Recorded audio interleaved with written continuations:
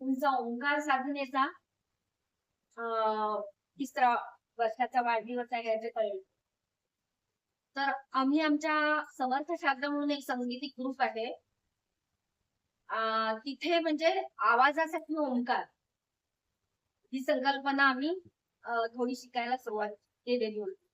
त्यात आम्हाला नगरचे डॉक्टर करंदीकर ते पेशाने एमडी मेडिसिन तर त्यांनी ओंकाराचे असे अनेक क्लास सर्च केले आणि त्याचा ते पेशंटवर प्रॅक्टिकली यूज करत होते.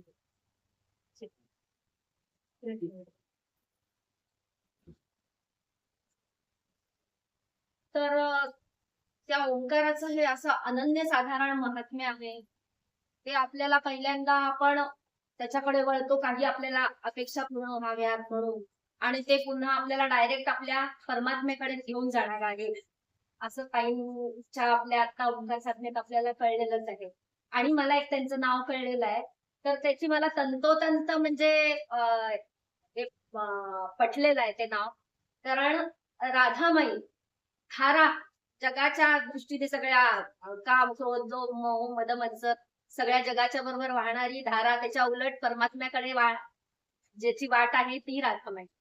तर अशा मला सांगीतिक गुरु पण लाभाव्यात म्हणून मी आता पण त्यांना विनंती करते की त्यांनी मला संगीताचं शिक्षण, पारंपरिक वारकरी भजनाचं हे शिक्षण त्या मला देतील अशी अपेक्षा धरून मी आज त्यांच्याकडे आलेली आहे. आणि हे आपले ओंकारच ही आपली इच्छा सगळ्या पूर्ण करून घेतो. माणसाला आता हा तुम्ही माझ्या समोर बसलाय त्या प्रत्येकातला विठ्ठल बघता आला पाहिजे.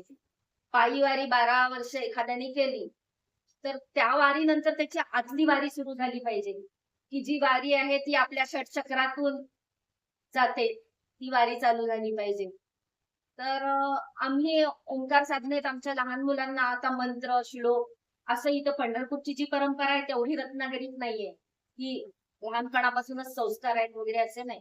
तर निदान बाराखड्या शिकवल्या जातात.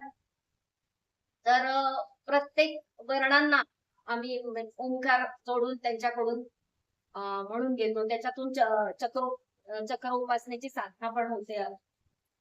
असं म्हणजे त्यांच्याकडून उदाहरणार्थ ओ मा लिओ मिओ रू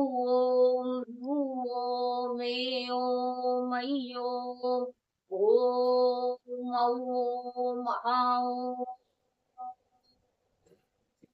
मंत्र काही ना प्रत्येक ह्याच्यात आपल्या मराठी एवढी समृद्ध आहे की त्याच्यात केवढे हे स्वर आहेत. म्हणजे इंग्लिश मध्ये बघितलं तर 5च A, E, I, O, U. तर आपल्या मराठीमध्ये अ ते हा तर त्याप्रमाणे ज्या बाराखड्या आहेत त्याच्यावर पण अनुस्वार देऊन त्या मुलांकडून त्याला ओंकार जोडून आम्ही म्हणून घेण्याचा प्रयत्न करतो. म्हणजे बरोबर ओंकार साधना थोडीशी तिथे केलेली इथे कशी फळाला आली आणि बरोबर माहिती मला इथे आणलं. तर प्रत्येकाने म्हणजे तुम्ही आता हे मोठी ओंकार साधना करताच आहे. म्हणजे मी माझं बोलणं म्हणजे कसं बालकाचे बोबडे बोल कौतुकाने ऐकून घेताय तसंच आहे.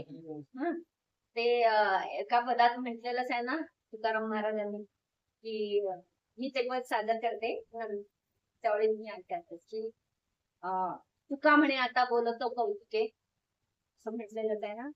सांग गाण्याच्या ओखाने येईल. मला संत वाङ्मय असं तोंडात नाहीये तरी सुद्धा. तर अशा पद्धतीने म्हणजे ओंकाराने बरोबर ओंकाराला खेचून आणलेलं आहे. आणि मला बोलायची सवय नसताना मी इथे उभारून बोलते माझ्यासाठी म्हणजे सगळं नवलच आहे. मी कधी कुठे प्रवचन किंवा कुठे भाषणाचा कार्यक्रम वगैरे माझ्यातून कधीच काही झालेलं नाही.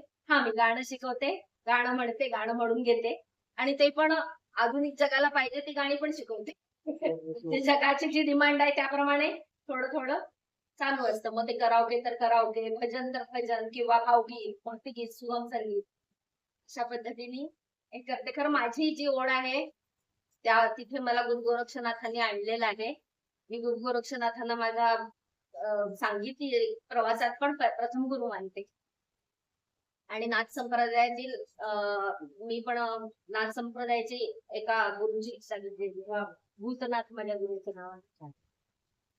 तर मला पण या आध्यात्मिक साधनेत पुढे जाण्याची आणि पुढे जाण्याची म्हणण्यापेक्षा याच्यात मागे पुढे असं कोण नसतो. एखादा जरी खुनी असला तो तरी सुद्धा आज ना उद्या तो परमात्म्यात जाणारच आहे. हा परमात्मा असा आहे की एक मोठा प्रकाशाचा झोत. त्याला वाटलं की एकोहम द्वितीयोसी आपण आपण आणि आपण अनेक रूपाने आपला आनंद घेऊया वाटला आणि माणसाची निर्मिती झाली.